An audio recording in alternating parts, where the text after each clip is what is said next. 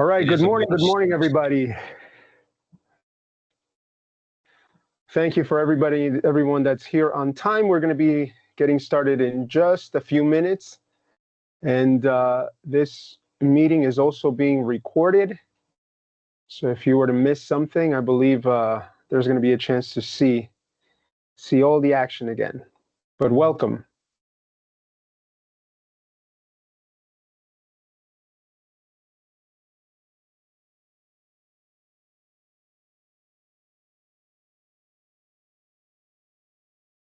So for those of you that have joined us, we will be answering questions during the event. So there's going to be times for everybody to chime in. And if you have any questions about the material that is being spoken about, just feel free to go ahead and hit the little raise your hand icon button at the top of your Teams screen. And that'll give us an indication that there's a question. The other thing that you could do is you can enter your question in the chat function. So just hit the little chat button at the top and type out your question. We'll get to it. I'll pause periodically throughout the presentation to ensure that we try to get to everybody's questions. If there's something we cannot answer, we'll catch your email address and we'll get back to you. But we should be able to cover everything. This is going to be probably the fastest hour you will ever be in. This is going to fly, but you are going to learn a ton of material, hopefully, and be able to pick up on some of the great information that we have to offer today.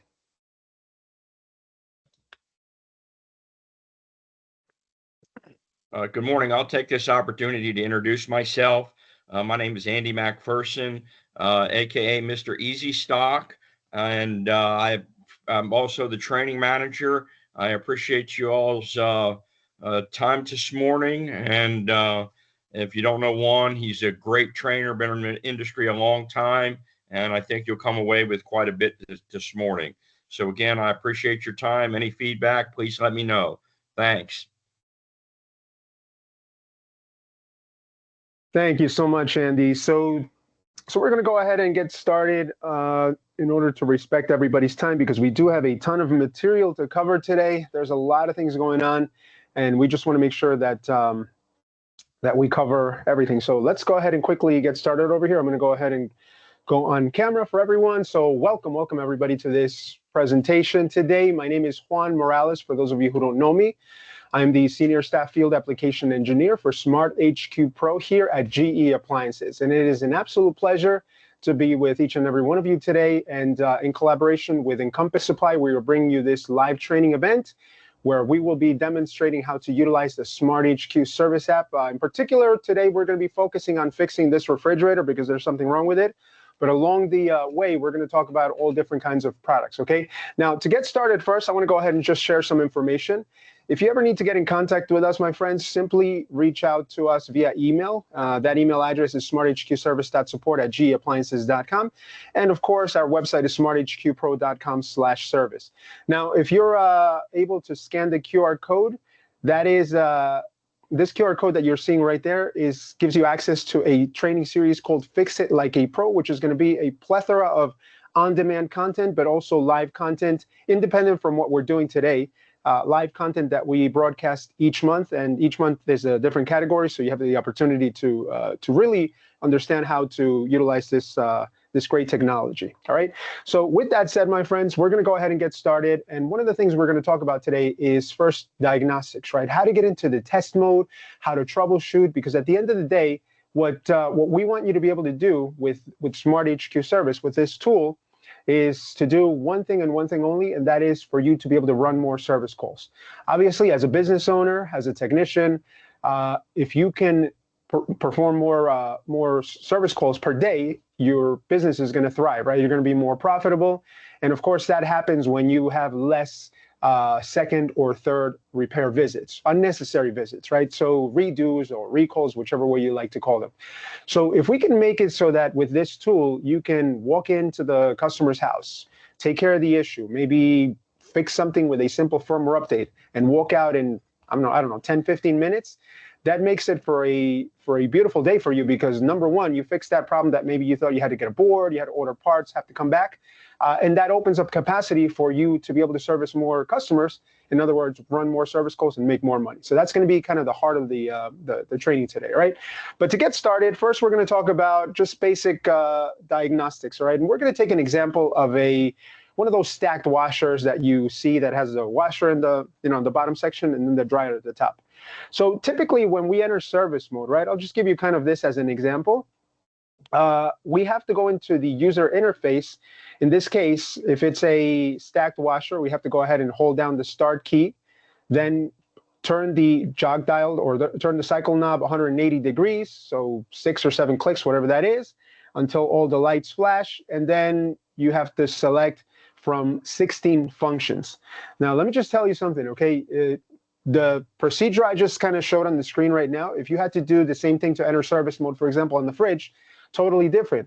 In here, you have to press maybe a couple buttons, maybe hold down one key, press another one. It becomes messy, and the different appliances obviously have different service mode entry procedures, right? So with that, let's go back to this washing machine, okay? If you actually go into the service mode, now you're going to have to understand something called binary, okay? And what binary? What are we in the 70s? Binary is like I remember when I used to watch like the Hulk movies, right? And remember Bill Bixby when he walked into those computer labs and there was like a bunch of like blinking lights. Beep, beep, beep, beep. That's binary code, right? But essentially, that's how you're going to diagnose appliances these days, right? Believe it or not, because you have to interpret a set of flashing codes, which will tell you what the problem is. So, for example, and we're not going to go through the whole binary.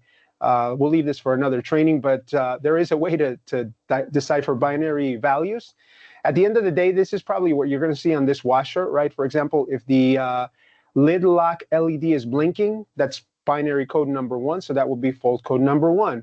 And let's say that your wash and lid lock button are blinking, that would be binary code number 9.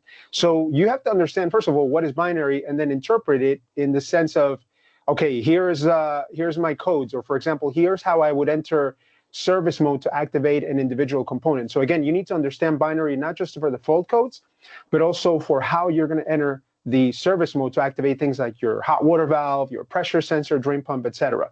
So let me go ahead and show you real quick over here. I'm going to show you a real life example when I was doing a training for I believe it's a property management company of, we provided all the information to them. We showed them exactly what I'm showing you right now. Of course, much slower pace, right? Step by step.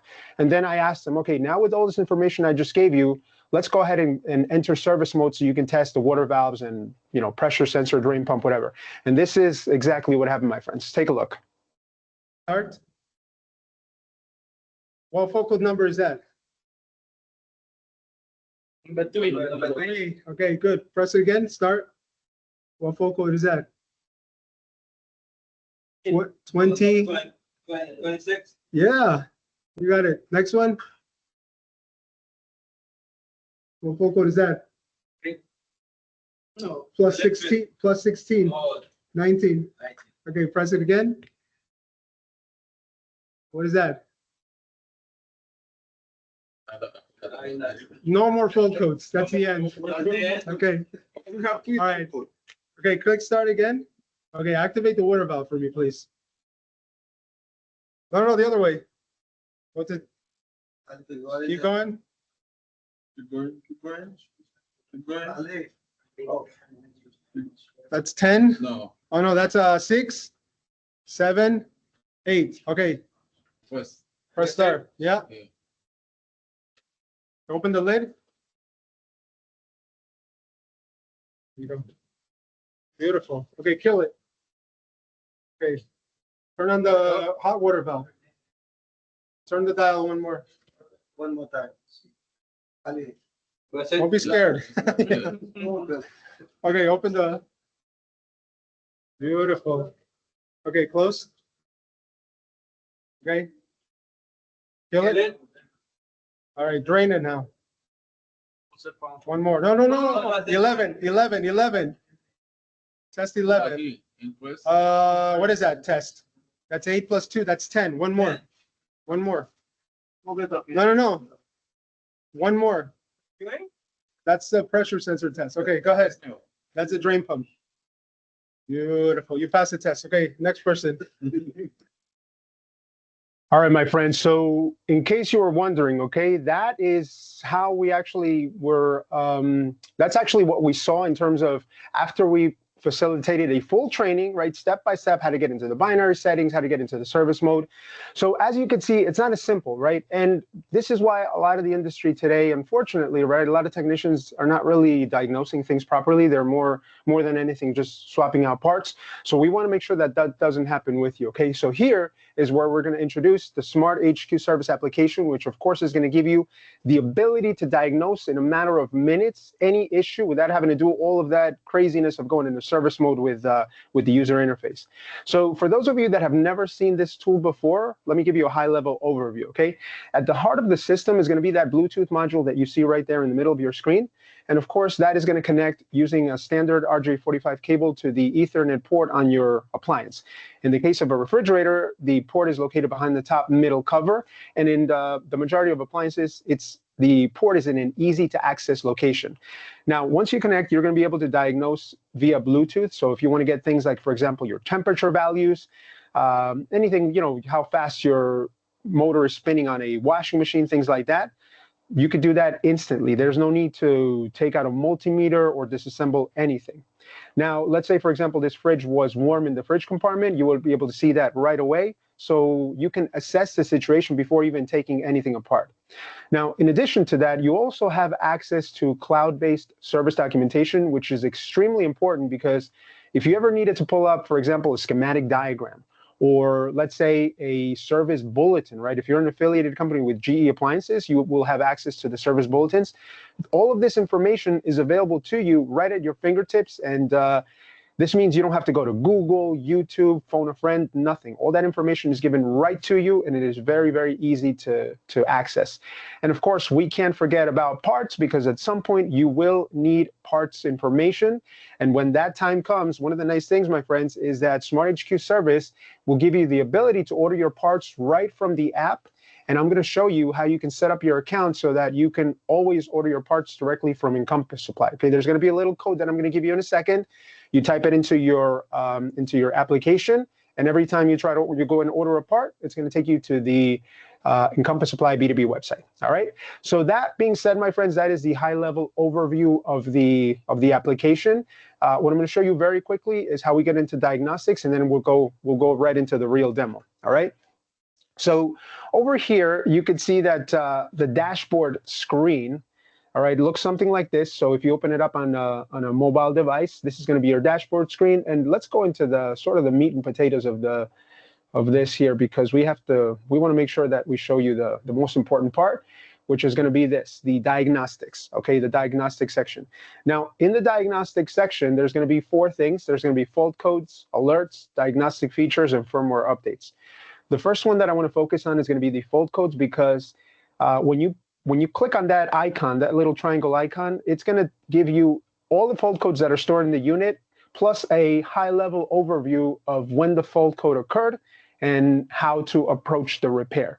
And that, my friends, is a beautiful thing, because anytime that you can just simply go into an application, connect to the unit, and find out what's wrong with it, it's much, much easier than, again, having to go into the key code sequence over here and decipher codes or binary or even, you know, asking your customer, right? What's like, Mr. or Mrs. Customer, what's wrong with the appliance? They might say something like, listen, fridge is broken, I gotta run, fix it. And then you're kind of stuck there. You're like left in the dark. You're gonna have to do a bunch of tests, you know, just to find out what's going on. So let me go ahead with that and show you real quick. We're gonna use a little bit of movie magic over here. For time purposes, by the way, I've already paired my iPad with the Bluetooth module, and the Bluetooth module, of course, is connected to the refrigerator. And now we're going to diagnose this fridge that my customer says is broken. Now, I don't know what that means, so let's see what SmartHQ service tells us. All right. Before we do that, before I actually dive into this, I'm going to pause briefly and see if there's any questions on the line about anything I've talked about so far.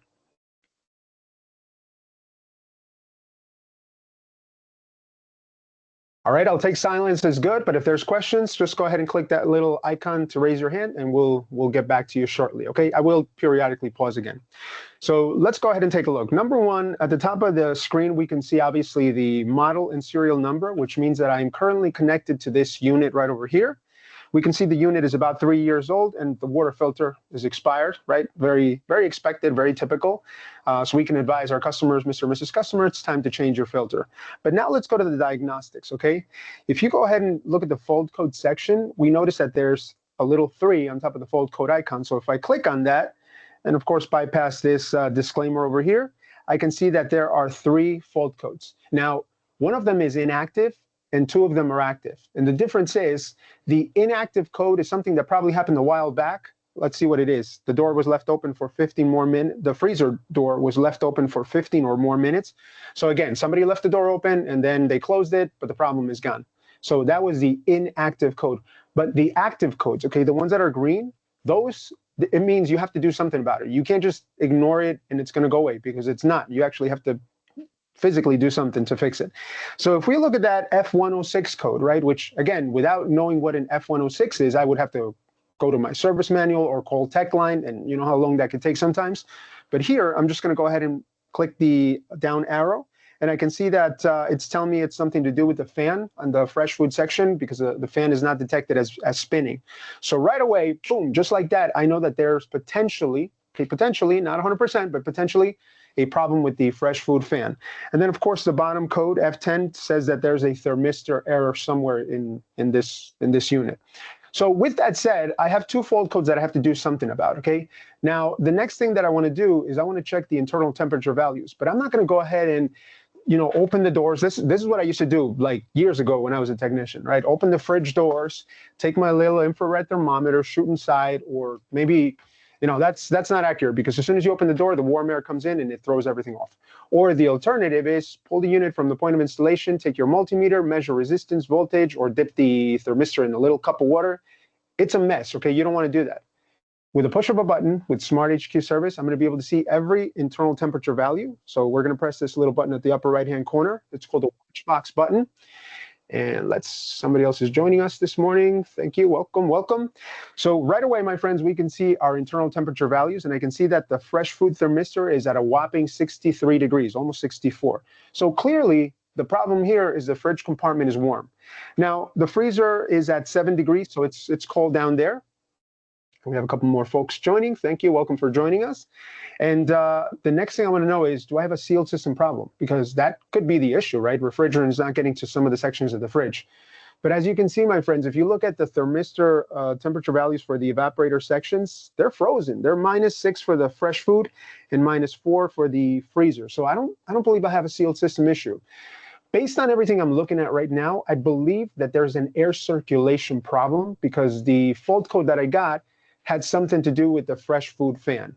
So with that said, right, all this information, all this data, all these details, right, kind of tell me that there might be a problem with the fan. So my next course of action would be to test the fan. So to do that, we're going to go ahead and go back over here, go back to our dashboard screen. And now I'm going to show you how we're going to enter service mode, but I'm not going to go to the user interface, right, and press a bunch of key code sequences that maybe I don't understand. What I'm going to do is I'm going to just simply press a couple keys over here on the iPad, and that's going to put me into service mode. Okay, I see there's a couple questions that just popped up in the chat. I will get to them in a second, right after I show this service mode entry. So let's go ahead and do that. Now, to better show you, we're going to go ahead and open the door. All right, to show you that the lights are on, because right now the fridge is working by itself. It's in control of itself, okay? But what we're going to do is this, and I'll open the door again in a second. We're going to go ahead and enter service mode by going to diagnostic features. We are going to go to operate loads, and then you see the service mode button at the bottom. We're going to click it, and you're going to notice when I click it, the lights are going to shut off. So now I'm in service mode, and the reason the lights turned off is because I have full control of this unit. The unit doesn't have control of itself. I have full control of the unit, so I can do whatever I want to with the refrigerator. I can turn the lights back on. So we're going to go to lights on, and just like magic, they turn on. And just like that, whenever I feel like it, I can turn them off. And voila, they're off. Now, obviously, that's a very basic, simple visual test, but it's good to show because you can see this, right? You can't hear fans or heaters or nothing like that. Lights you can see. So now let's go back to our fans because, again, the issue with this unit is that it's not cooling properly in the fridge section, but I don't believe I have a sealed system issue. I think I have a air circulation issue. So what I'm going to do is I'm going to activate, I could activate one fan at a time, but I'm not going to do that. I'm going to activate every single fan, the freezer, condenser, fresh food, deli, ice maker, all the fans are going to go on at the same time. And I'm going to see what the RPMs are in each one, right? Just because I want to verify that everything's working. So with that said, we're going to go ahead and hit all fans on. And you're going to notice that every single fan is going to show a status and the load status of high. To better kind of indicate to you what's going on over here, let me go ahead and flip the screen. And I'm going to take myself out of the picture because I'm sure you'd rather see the screen than me. And you can see that the freezer evaporator fan is running at high speed at a RPM reading of about 2,399 RPMs. Okay, and it's going to vary. Now, look at the condenser fan right below. It's running at 1,500 RPM, and it's also high speed. But if we scroll further down to the fresh food evap fan, look at that. It's actually trying to run at high speed. In other words, the main control board is sending its signal to run at high speed, and yet we have 0 RPMs. So this indicates to me that there is potentially a problem with the fan not running, but it's not necessarily my main board because, as you saw, the status is high. And watch what I'm going to do right now. I'm going to turn off just that one fan, and you're going to see the status go from high to off. And then we're going to turn it back on. And if the status changes from off to high, medium, low, whatever selection I make, it means the main board is good. But if my RPMs are still 0, it means that my fan is the problem. And that's how I would isolate the issue. So let's go ahead and take a look at that. So again, let's turn on the fresh food evap fan, the FF evap fan. We're going to vary it. So we're going to go to medium speed. So you're going to see the load status is going to change from off to medium. There it is. Actually, I don't think I ever shut it off. But anyway, it switched to medium. And yet at medium, it's still showing me 0 RPMs, which means that there's definitely a problem with that fan. The problem is not the main control board. And the reason I know that is because if the main control board was the issue, then the off status would never go high, would never go to high, medium, or low speed. So this is how you can determine, this is very important, right? This is how you can determine, is it my control board or is it my component? Obviously, a component is typically going to be much less expensive than a control board, right? Which is important for you because if you are quoting a job, let's say this specific job right here, and you might be thinking, well, the issue is that it's not cooling. There's a fan issue, but potentially the main board could also be bad. So I'm going to order the main board, I'm going to order the fan, and of course, I'm going to charge for my labor. Well, now you might be ordering a main board that costs, $200-300, just throwing out some numbers out there, and the cost for to repair this, maybe it's somewhere in the neighborhood of $500. Let's just say, throwing some numbers out there.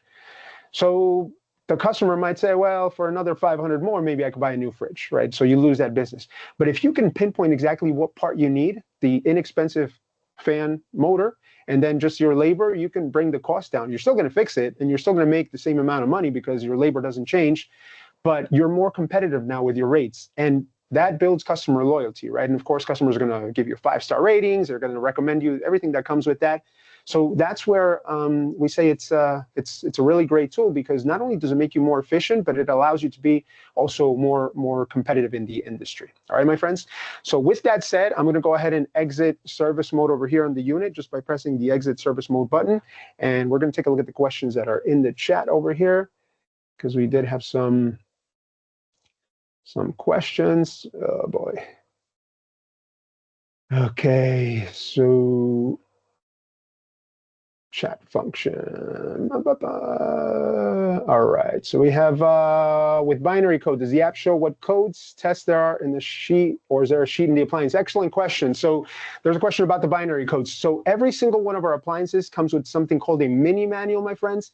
And that's a great thing because whenever you service one of these appliances, somewhere hidden behind one of the panels is going to be a text sheet, right? The mini manual that's going to show you what each binary code means. So you're not going to have to memorize anything. You can always refer back to that sheet. The problem is a lot of the times when installers are putting these things in the customers' homes, they think that's just a piece of garbage, just like the user manual and the installation. They throw everything out.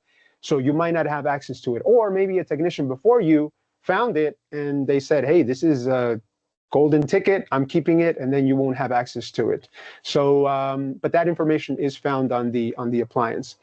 Let me go ahead and see, will the iPad eventually connect via Bluetooth, or do we always need a module? Great question, my friend. So in essence, the iPad is connecting via Bluetooth directly to the module. We don't have any plans of adding modules to the appliances, and the reason for that is because we would have to raise the cost of every single appliance by whatever that module is. I don't have any information as to whether we're going to do that in the near future or not. But for now, the only means of connecting via Bluetooth is through the Bluetooth module.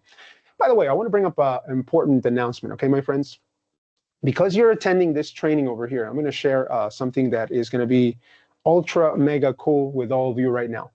Because you're attending this training, all right, you have exclusive VIP access to pre-order the SmartHQ service module. And you know how much it's going to cost you? $0. It's going to cost you $0 because just by attending today, Encompass Supply has put together an amazing offer. And let me go ahead and share the screen with all of you right now. So what you're going to be able to do, my friends, and by scanning that QR code, so everybody take out your cell phones right now and scan away, all right? You are going to be able to order or pre-order the SmartHQ service module, which is going to come with 1 month of service subscription, all right? 1 month of service subscription, because you do have to have a subscription with this.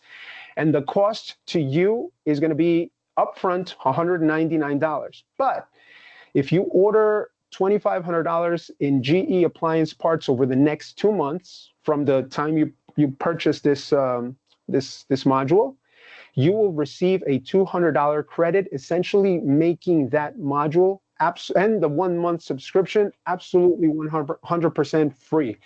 I have never seen a better offer than that, and you have VIP access to pre-order it today. So don't wait, just do it, okay? Let me tell you something.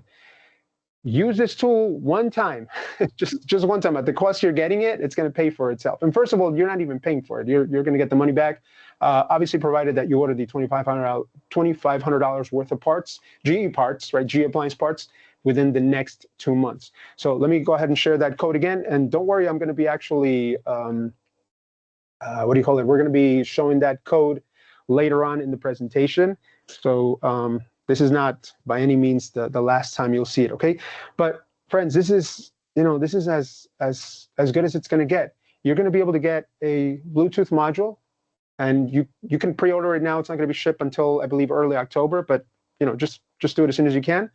And when you get the module, we're also, Encompass Supply is going to be generous enough to grant you 1 month of service, so you can activate your module right away as soon as you get it and begin to utilize SmartHQ service. You're going to pay upfront $199, but then again, as I said before, if you spend $2,500 worth of G appliance parts, you're going to get a $200 reimbursement, which essentially makes it free. And what's better than that? I don't know what's better than that. All right, my friends. So let's go ahead and share with you. Some other information that we have over here, because we do want to talk technical stuff. Let's talk dishwashers, okay?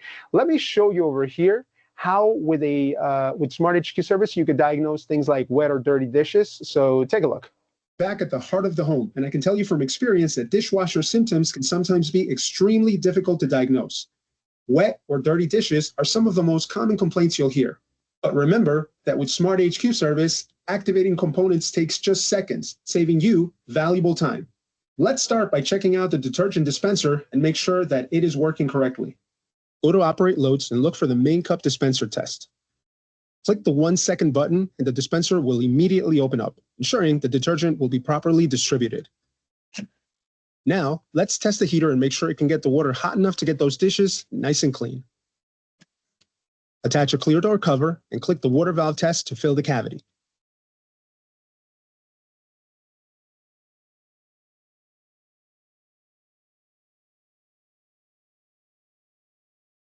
Next, click the heater test button and allow the heater to warm up. Finally, splash some water onto the heater and watch it sizzle.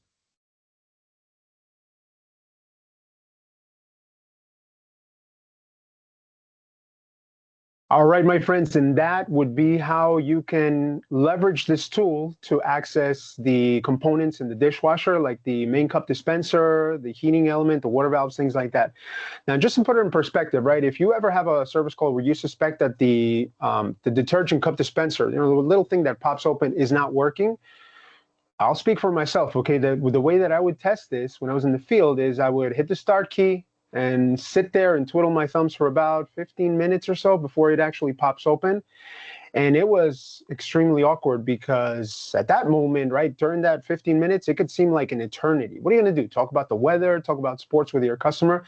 You have to find a way to pass the time, and it can get a little awkward. Not just that, right? But you also have to just wait there and do nothing for 10, 15 minutes, which depending on where you live in the country, that 10, 15 minutes exponentially can turn into an hour or 2 hours of traffic later on in the day. So if you can click a button and boom, activate it right away, that's golden. All right. So that was just another example of how we can operate individual components. And of course, if you want to learn a little bit more about this, as I mentioned earlier, we do have our Fix It Like a Pro training series, which this is going to be exactly what it's going to look like, right? When you access this this channel, this website. So essentially, you scan the QR code so you can register, and that's going to give you access to a ton of on-demand content, but also our live content that we do every month. And you're obviously going to get a schedule as well. Okay. So with that said, my friends, I want to go ahead and talk about another one of my favorite topics, which is no defect found situations. Okay.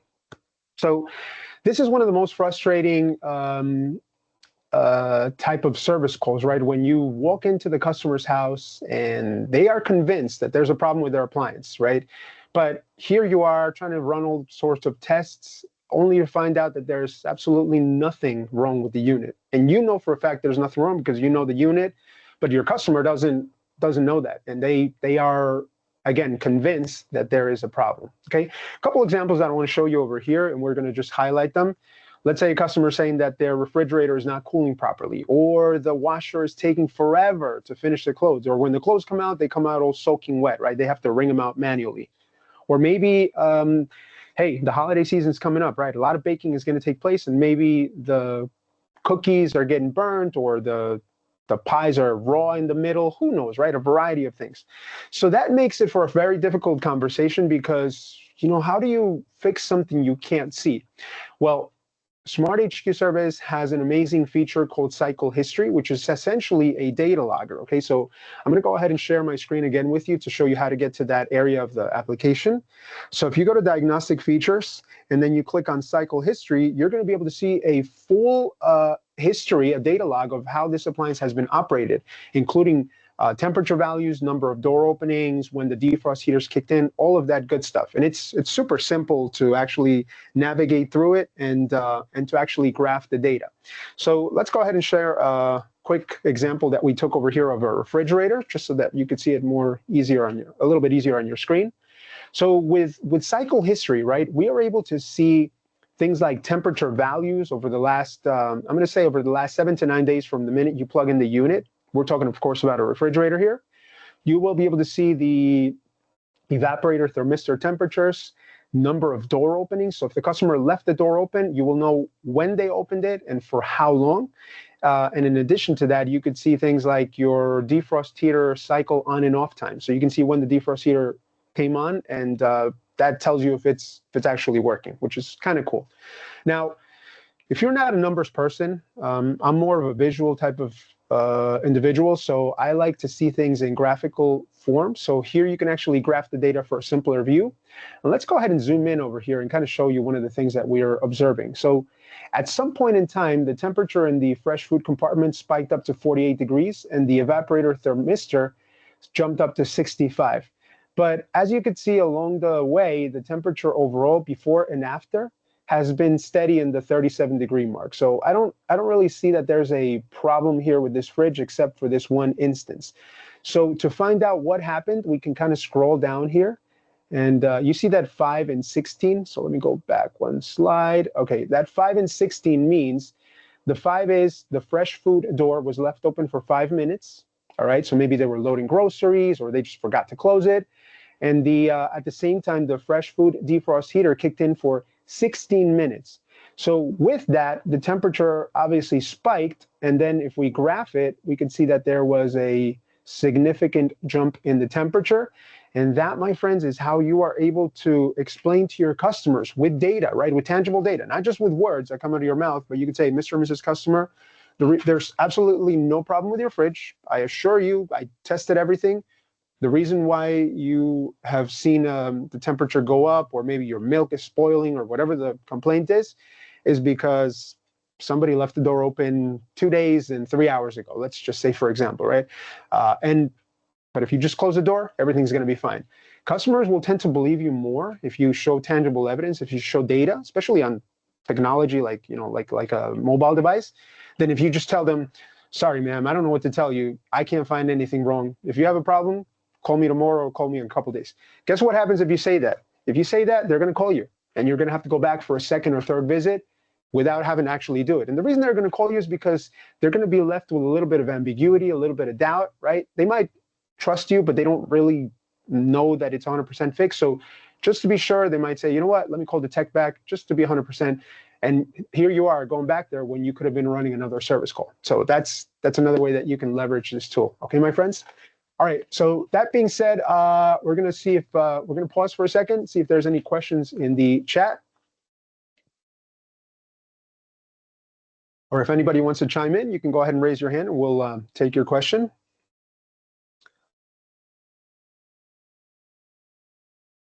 All right, my friends. So let's go back over here. Let's go back to the slideshow over here real quick and give you another example. This is kind of cool, actually. I want to quickly talk about this for a second. So one of my favorite seasons of the year is coming up, all right? And I think for everyone too, right? The holiday season, right? It's time to gather, get together with friends, family. It's an amazing time of the year, right? And of course, a lot of food preparation, a lot of cooking takes place. So one of the probably top service calls that we get as technicians around the month of November, especially as we get closer to Thanksgiving, is my oven broke. It's not heating properly, or the door is locked, or whatever the case may be, because I never cleaned the oven and I decided to self-clean it one day before I put in the turkey. You know how that goes. So here's an example, my friends, of how we can approach a service call that where maybe the customer is saying that the food is being overcooked or undercooked or whatever something wrong with the temperature, right? So I'm notorious for burning cookies, and not because the oven's bad, but because I just leave them in there for too long. But you might experience this with a customer that, they know what they're doing in terms of baking, and they're complaining about the dough and the bread being raw or the cookies being burnt. So one of the things that we do as technicians, and I hope nobody does this, is we go out to the dollar store, we buy one of these cheap thermometers and throw it in there. And let me tell you, my friends, do not do this, do not do this, do not do this. Do not use that little thermometer, because first and foremost, if you set your oven to bake, you're going to be waiting there a long time before that thing stabilizes and actually reads the temperature. And even then, it's not going to be accurate, okay? That thing's going to take, so the oven's going to, let's say, preheat to 350. That thing's still going to be at like 100 degrees. And then it's going to take another 20 minutes for it to finally reach 350. If you really want to do this, all right, let me show you how you could do this. And I'm sure a lot of you already know this, but I'm going to tell you anyway. Get yourself a nice multimeter with a K-type thermocouple, a good quality one. Don't get the cheap ones, right? Get the good one. Put that thermocouple right in the middle of the oven cavity, and then go ahead and set your oven to some temperature. Let's say, for example, 350, and sit there in front of the multimeter and take a pen and paper and write down your top readings, your high-level temperatures, your low-level temperatures. Maybe take about 6 readings until the oven finally stabilizes at 350. Then take all those numbers, add them up, divide them by the number of readings you took, and see what your average temperature is. And that should give you an indication of whether your oven is calibrated or not. Whew, just talking about that made me tired and thirsty, so I'm going to grab a little drink of water here. It's exhausting because that would have taken me, again, I know because I used to do this. If I sat there, started the oven at 350, looked at my meter with my pen and paper and wrote down, okay, it went up to 375, then it dropped down to 320, and eventually like it stabilized. That would have taken me about 20, 30 minutes to get all that information and then do the math and then see if it's calibrated so that then I can go into the user interface and do plus or minus 10 degrees, 20, whatever it is, right? So again, we're talking about saving you time. This tool is designed to save you time, make you more efficient, cut down on your troubleshooting so that you can go ahead and run more service calls. So let me go ahead and show you here how with the cycle history feature, you can actually avoid having to do all of that work. What we have over here is a screenshot of an actual technician that sent us this data, right? They were diagnosing an oven for undercooking, underperforming, right, in terms of cooking or baking. So with SmartHQ service, you're able to see what the user set temperature was during the most recent bake cycles. So in this case, we could see that the customer set it to 350, 350, 450, and 375. And you can also see what the average temperature after preheat was. Now, let's go ahead and zoom in over here and take a look. The temperatures do not match, okay? The average temperature for that first bake cycle that was supposed to be 350, it only reached 321. And it wasn't a fluke, right? It wasn't for like a couple minutes. I mean, that thing was on for 57 minutes. You see the cycle duration at the top, 57 minutes. Take a look at the one that's 450, okay? That went on for a little bit more than 2 hours. And the temperature, it was supposed to be 450, it only reached 383. Now, again, my friends, if you're not, if you don't like numbers, you can actually graph this data for a much simpler view. Let's go ahead and zoom in over here. We can see that the red line indicates the average temperature after preheat, and the blue one is the actual set temperature. And take a look, the oven never, ever got to the top temperature, right? Or to the set temperature, I should say, not the top temperature, the set temperature. So what this is telling me with data, and I'm doing this in less than a minute, okay, when I'm plugging into the appliance, right? What this is essentially telling me with data is that the oven is underperforming, so I need to up the temperature in terms of the calibration by somewhere in the neighborhood of maybe 25, 30 degrees. Now, you could do that a couple different ways. You can actually go into the oven's interface. It's relatively simple. It's actually in the use and care guide. But if you're in a rush and you have no time to do that, now you have to go look for the instruction manual, all that. You can actually go right into the application. There's going to be a function for ovens that says oven calibration, and just plus 20 degrees, hit set, and it's done. Or minus, right? If the red line was above the blue, you minus it by 10, 20, 30 degrees, whatever it is. But think about this, the time you're going to save, right? That 30 minutes that you're waiting there preheating the oven, it's done instantly, right? And in case you're wondering, well, could it be my oven sensor? Yes, it could. But if it was an oven sensor, you would get a fault code that tells you got a bad oven sensor, and right away you know that that's the problem. It's not the calibration, it's the sensor itself. Obviously, if you want to run a bake cycle or things like that, that's something you would have to activate manually via the SmartHQ service app. And in fact, you know what? We're doing pretty good on time here. So one thing that I'm going to share with you right now is how, with a little bit of the magic over here, we're going to show you how in less than 5 minutes, we'll be able to troubleshoot the defrost system in this refrigerator. Now, you very well know when you're trying to troubleshoot defrost heaters, right? There's a couple of different things that could be wrong with a defrost related issue. You could have a bad heating element, maybe it's open. You could have a bad evaporator thermistor. Maybe there's no voltage coming from your main board. Maybe one of your bimetal or thermal fuses are open. There's a bunch of different things. But watch this, right? We're going to go ahead and go back to the dashboard screen just to show you the full procedure. We're going to go to the diagnostic features, operate loads. Again, we're going to put our unit into service mode. So hit enter service mode. Lights are off because now I have control of the unit. And we are going to go ahead and go to the heaters.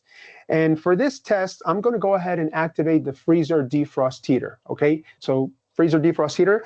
And currently, I can see that my temperature value for the evaporator thermistor is at minus 5.78 degrees Fahrenheit. Keep that number in mind because when I activate this test, that value eventually, after a few minutes, is going to go up if and only if everything is working correctly. If there's power going to the heater, if the heater is not open, if the bimetal is, is also closed, things like that.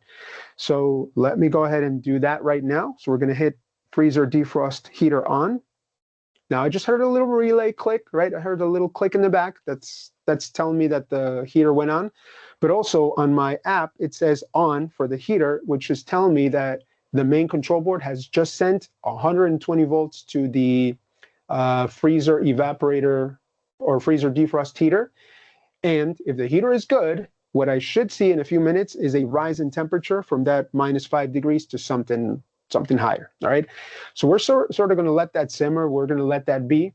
And in a similar fashion, this is how you could test your heating element in your bake element, maybe in an oven, or your broil element, or any other element for that matter that you are working with. Okay.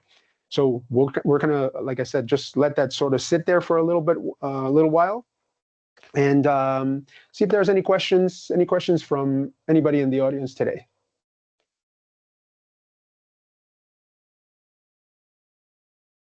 And I don't see anything. I don't see anything in the chat either. So we're going to go ahead and move on. All right, nothing in the chat. Lisa, Andy, let me know if anybody chimes in, but I don't believe we have any questions yet. So, all right, we'll let that be. And now, what I want to show you, my friends, is a quick clip of, again, we talked about the fact that just by attending this session, you have access to the pre-ordering of the SmartHQ Service Bundle Pack, which of course Encompass will provide to you for $199. Keep in mind, that's going to come with the Bluetooth module and also a 1-month subscription to SmartHQ Service. Now, when you get the package, right, what you're going to have to do is you're going to need to activate it. And it's a very simple process. It doesn't take any effort whatsoever. But what I want to do right now is show you a quick video of how you're going to do that, because there is an account that you have to set up. So you have to go into a website, service.dashboard.smarthqpro.com. Go ahead and create your account. And then there's going to be a code in the module. It's sort of your 1-month code to redeem for that credit for a month. So when you do that, you will have access to the application. So let me go ahead and show you the video, because it's much more informative than what I'm just saying right now. And this will tell you step-by-step how to activate your bundle pack. Take a look. This video will show you how to set up a SmartHQ service account and activate your bundle pack. To get started, you'll need to register your account by visiting service.dashboard.smarthqpro.com. It is important to know that account registration must be completed by the account owner before any technician can download and sign into the SmartHQ service app. Once this process is complete, you will receive an email prompting you to verify your account. In the event that you do not receive a verification email, it is possible you already have an account. In this case, click Forgot Password and enter your email address to reset your password. A password recovery link will be sent to your email. You can now sign into the customer portal using your login credentials. Upon your first login, you will be asked if you'd like to activate a bundle pack. Click Yes and select the number of service modules you have. For this example, we will activate 1 bundle pack. Enter the MAC ID found on the Bluetooth module. Be sure to use capital letters, as this field is case sensitive. Your subscription is now activated and you can begin assigning technicians. Under My Purchases, you will see that 1 license is available. Let's go ahead and allocate it to a technician. Click Allocate Licenses and enter the technician's information. Please be sure to select the correct device type and click Save. Once the license has been assigned, the intended technician will receive an email from SmartHQ Management outlining the following steps. First, download the SmartHQ service app from either the Apple App Store or the Google Play Store. Open up the app and select Service Tech. Even though an account has already been created for you, you'll still need to reset your password to something you can remember. To do this, click Forgot Your Password and enter the email address associated with your account. It is important to note that you must enter the email address used in the initial communication from SmartHQ Management to reset your password. A reset link will be emailed to you. When you receive it, click Reset Your Password. If you do not receive a password reset email, it's likely you haven't verified your account.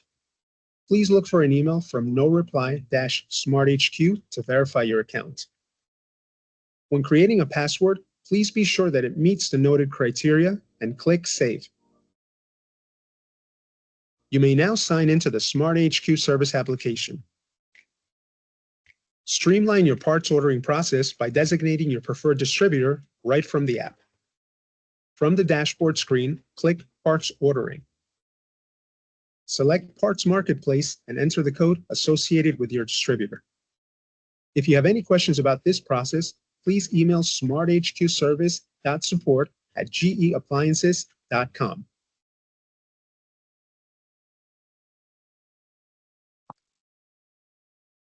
Alrighty, my friends, and there you have it. That is how you would activate your bundle pack. So, again, once you get it, I know you're going to be eager to take it out of the box, download the app, and start using it, but you do have to create that account. It takes less than 5 minutes, so just as soon as you get it, go ahead and create your account, assign the license to yourself or to your technicians, and they'll be able to utilize the app right away, okay? All right, my friends, so let's go back to our buddy over here and see what's going on, because again, we said that when we activated the freezer defrost heater, the expectation was that the temperature in that area would rise, right, if everything was working correctly. And indeed, we can clearly see over here, let me go ahead and again take myself out of the picture so you can see it more clearly. The freezer defrost heater temperature, the evaporator thermistor there shows 12 degrees. It was at -5, minus something like that. So it's been a swing of about 18 degrees or so, which indicates to me that the heater is working. My main board is sending power to it. Obviously, my thermistor is working, right? It's detecting the rise in temperature. And whatever there is in line, in series, whether it's a bimetal or thermal fuse, it's okay, because otherwise I would not see a rise in the temperature. So this is how you would troubleshoot something like this, my friends. It's super, super simple. Takes less than 5 minutes. And of course, if I didn't see a rise in temperature right away, I would know one of two things. I have a bad main or I have a bad element. So, and the reason I say that is because if the thermistor was bad, I would get a fault code about the thermistor. So at that point, you can look at your status, your on-off status, to determine if it's the main or the element. And that way you can determine exactly where the issue is. And if you can do that with all the GE products that you work on, again, you're going to save an enormous amount of time, and that's going to open up capacity for you to be able to run more service calls, okay? So with that said, my friends, I'm going to go ahead and turn this off, and I'm going to exit service mode.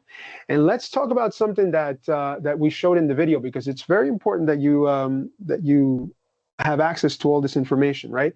So we talked about how to get the parts and how you can program your device so that it allows you to order parts directly from Encompass Supply. Well, first and foremost, how do you get to your parts information? Well, it's very easy, right? If you click that one parts button at the bottom right here, this is going to give you exploded drawings of every single section of the refrigerator. So let's say that I needed that evaporator fan motor. Okay, so I can go ahead and click fresh food section, and then you pinch to zoom, and there's my motor, item number 716. If I click on it, there is my part number right there. I can actually zoom in, and there's my part number, right? And I can actually copy, if I wanted to hold that down, copy and paste it later on. And I'm going to show you how to do that. Now, in order for you to be able to go directly to Encompass to buy your parts, and we want you to do this, right? As soon as you get your bundle pack, make sure you enter this code. Go to parts ordering, hit parts marketplace. Then it's going to ask you to contact your parts distributor for their code. The code for Encompass Supply is going to be ENC23, okay? And save it for future use, because every time you order parts, you're going to order from Encompass, and then you hit go, and that's going to take you directly to the Encompass Supply B2B website. Now, remember I copied that number before? You can actually go to the search area, go ahead and paste it. If my finger detects. Oh, I didn't, let's see, copy, paste. So there's a part number, hit search, and right away the part shows up. It's in stock. I don't know if it gives you the price, but it doesn't give you the price, but you can see right away that's the part number right there, and it is in stock, so you can order it directly from Encompass Supply. And this is this makes it, think about this, right? It streamlines your business operation, because now you can go directly from the customer's house when you're fixing this. You know what part you need, you can order it right there. That's going to save you a lot of time, right? You don't have to go back to the office and go into a system. You can do everything right from there. Okay, so again, the code is ENC23. The other thing, my friends, I want to mention real quick here is the fact that you do have service documentation built right into the app. So if you go to manuals and bulletins, and let's say we want to get a schematic diagram for this refrigerator, you can go to the mini manual. So we'll show this. And again, let me take myself out of the picture here so you can appreciate the crystal clear quality of graphics that we provide for you. This is not those pixelated PDFs that you zoom in and you can't see a single thing. Look at this. If I wanted to check my freezer defrost heater for resistance, I know it's 37 ohms because it's telling me right there. There's 2 thermal fuses in series with it. And if I go to the main board, I'm looking for an orange and a blue wire to test for, again, 37 ohms if I wanted to do that. But this information right here is all available to you at your fingertips. There's no need to go to any website or anything like that.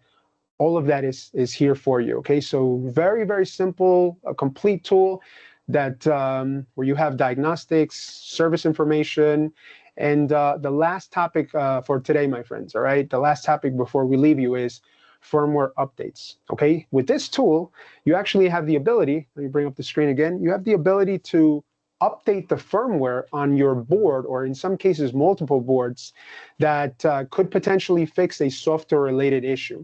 So I'll just give you an example, quick example. Okay, you walk into a dishwasher service call, the user interface is dead for whatever reason, right? The customer saying, I try to click the buttons and nothing happens.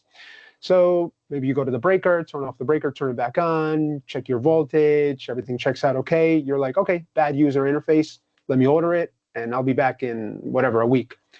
Well, first of all, do you know how hard it is to take those dishwasher door halves apart and then put that board in there and put them back together? It's a pain, right? It's doable, anybody can do it, but it is a little difficult. And then, you put in the new board and maybe the board doesn't fix it, the user interface. So now you're like, oh shoot, then it's got to be the main board. So you change a main board and that maybe doesn't fix it. So now you're going for a wire harness, when all you had to do was go ahead, and I'm telling you this because there is a bulletin about this with some dishwashers. All you had to do was hit the firmware update button and boom, in a few minutes, you would have been in and out of that service call. So here, the procedure, right, to run a firmware update is very simple. You simply go ahead and click the firmware update icon, and the details about the firmware update are going to be listed below. So you can actually read this and try to determine what the update is going to do if you'd like. I wouldn't share this with your customer, though. This is really just for service professionals like yourselves. And then this is telling us that it's going to update 2 boards, the main board and the door board. So these are parts that you would have had to order, right? If you wanted to do this update, you have to order a door board and a main board. But with SmartHQ service, there's no need to do that. All you have to do is hit the apply button, and then you have to hold the start key for 3 seconds for the update to go through. I'm not going to do that because I do need to save this demonstration for another presentation I have, so we're going to cancel. But essentially, once you do that, in a matter of a couple of minutes, no, not couple, maybe about 10 minutes, all right, we're going to say, the update will go through, the unit will reset, and whatever software bug was in the unit, it's gone, it's fixed, all right? And you're in and out. And that's a wonderful thing, because think about it, right? Not only did you save your customer the cost for those boards, but you also saved yourself from having to come back a second time, and your customer is going to love you for that because you don't have to inconvenience them, right? You took care of their cooling issue or whatever. I didn't read what the update does exactly, but you're going to take care of all that in one service visit. So your first time completes increase, your repeat visits decrease, and essentially your bottom line, your profitability is going to shoot through the roof. Okay, that's what we want this to do, and that's why this is an investment you're making, right? So if you were investing like stocks, this would be like getting in on sunlight before there was sunlight. I mean, this is how crazy this tool is. And again, my friends, there's no better offer than what Encompass Supply is giving you right now, where the tool is free. Right, the module is free, and you're going to get a one month of free subscription. As long as you buy $2,500 worth of parts within the next 2 months, you'll get that $200 initial investment back reimbursed to you. All right.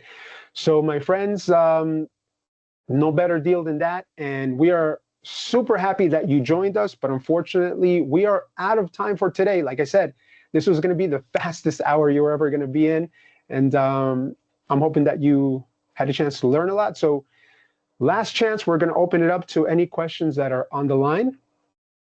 Juan, I'm going to Yes, sir. chime in. Yes, sir. That for everybody on the line here, it's not just one module. If you need 3 modules for the same $2,500 purchase, we'll reimburse you for 3 modules. There's a limit on that. I'm going to keep that to myself. But if you need more than 1, 2, you need 5 for your company, we will reimburse that for the same $2,500. So if you did 5 of them, it's $1,000 worth of modules. We're going to credit that back if you order $2,500 worth of parts. So it makes it even sweeter to be able to get all of your techs with this tool in their hand. And Juan, I thank you for your time. Great job. Wow. Thank you, Andy. And I think you just made everybody's day, because I'm sure there was a question out there wondering, like, how many of these can I order? Is it limited to 1? And the answer, you just said it. So think about it, folks, right? You buy 5 of these, you spend $1,000 right now up front. You order $2,500 in parts, and you get that 1,000 back, and you have 5 modules, 5 subscriptions. There's no better deal than that. Thank you, Andy. And I think you just, like I said, made everybody's day a lot sweeter. Bernardo, you had a question, my friend. Go ahead. Let me see if I can unmute, allow mic. Yes. So your mic is open now. You can unmute yourself.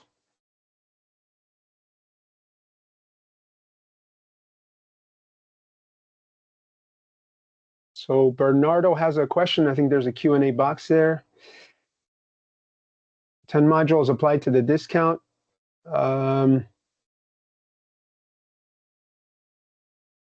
Okay, Bernardo, you need to unmute yourself. But Mark Brown, you have a question there? If you'd like to unmute yourself, you can. Unfortunately, I can't unmute you. You have to do that yourself.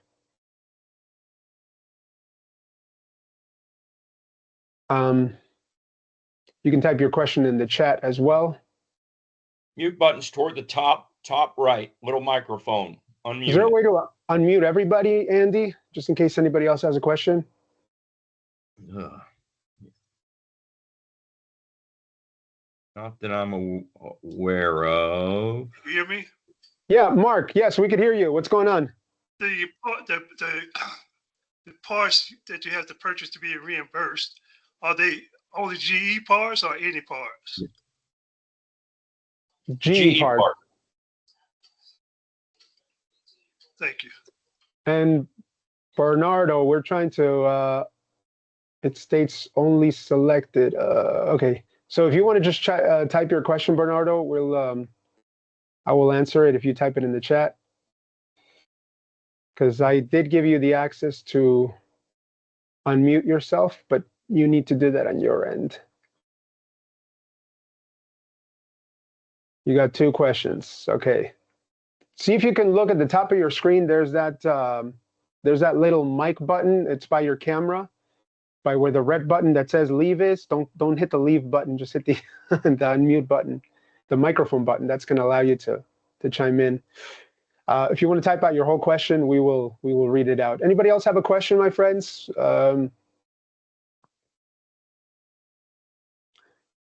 But yeah, this is an amazing offer. I mean, the fact that you can order not just 1, but multiple of these and be able to get reimbursed for that by just spending you probably spend $2,500 in the next couple of weeks in GE parts. You know, it's a time to stock up on those oven sensors or whatever it is that you need in your truck. This is a great way to get that money back and be able to take advantage of this great tool. Lisa, any comments?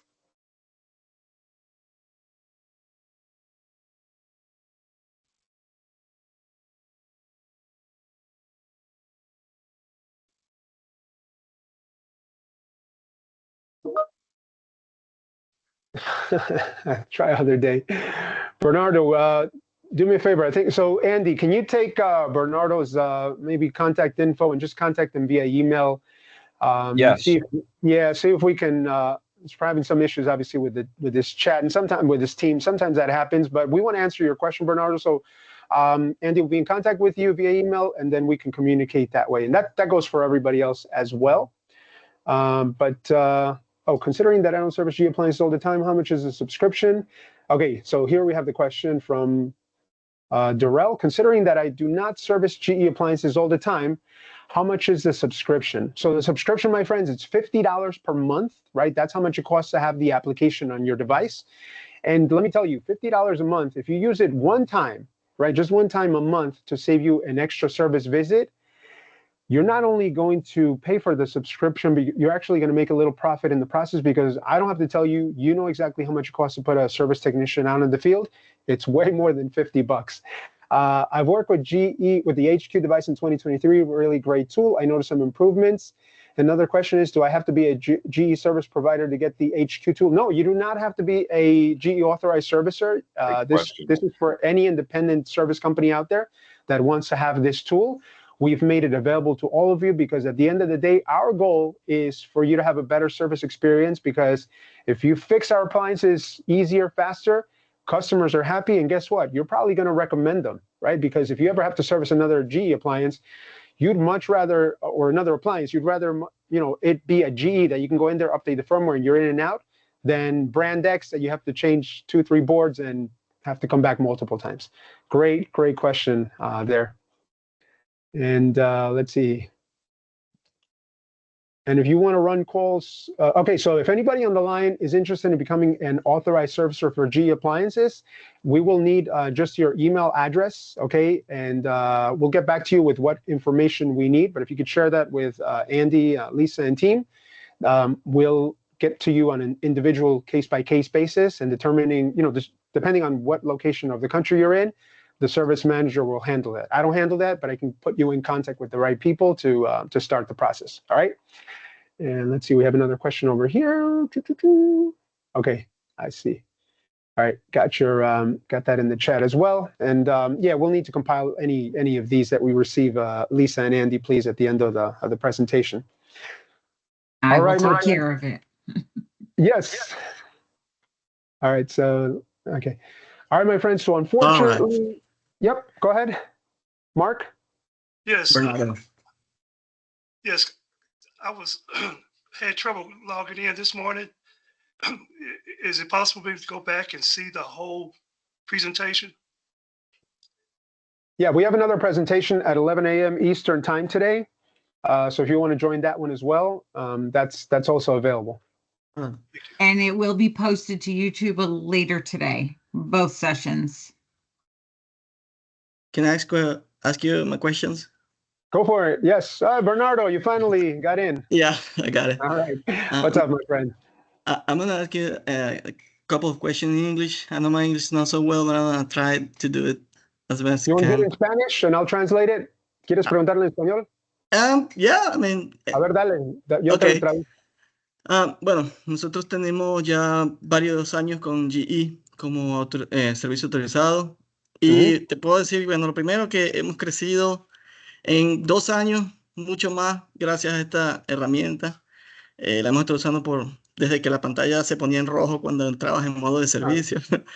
Okay, so let me translate that. So for everybody on the line, basically Bernardo is saying that they've been using this tool for, they've been an authorized servicer, and for the last couple of years, they've been using this tool, and their business has grown tremendously because of the aid of SmartHQ service. So, gracias por eso, Bernardo. Continúa.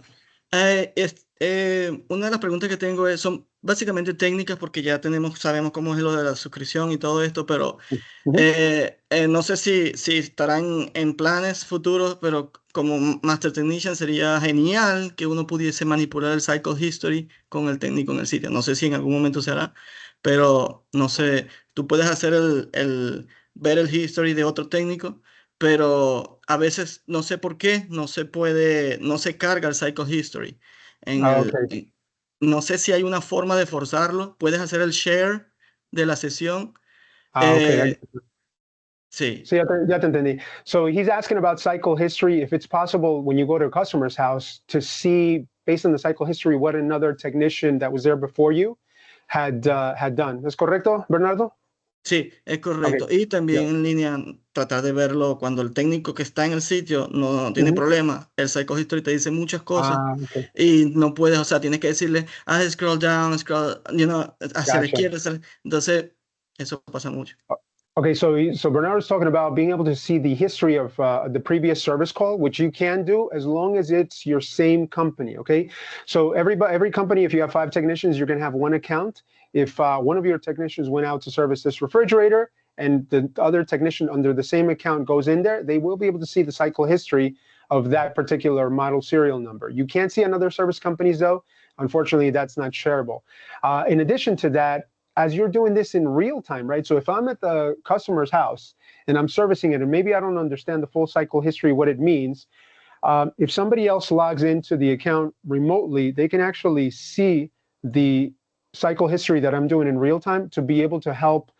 It's almost like remote assistance, right? Because it's almost like you're there without being there. So like having technical support right next to you. There's a little bit of a delay. Hay un delay como it's about a 2-minute or 3-minute delay from the minute you plug in.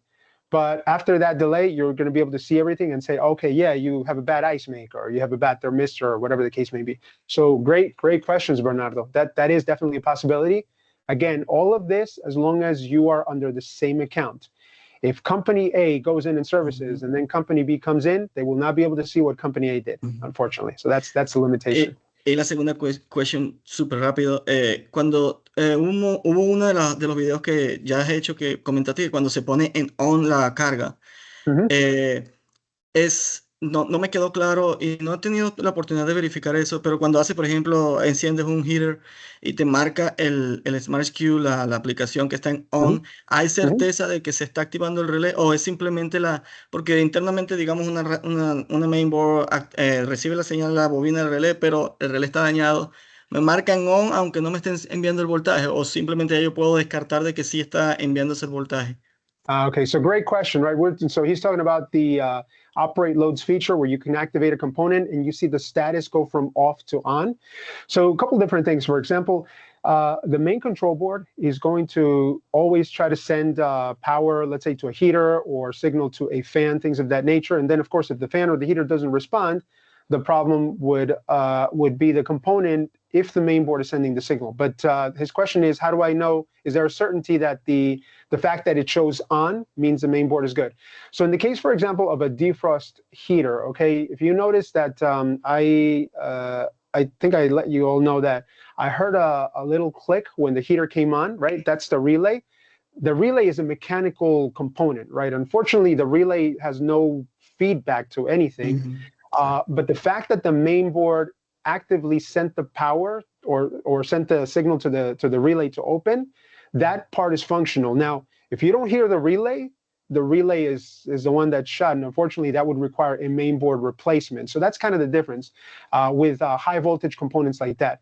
With low voltage like signals, things like that, if you don't get, let's say your fan runs at 13 volts or your LED, if you see that signal go from off to on, that's an indication that low voltage signal is working from the main control board.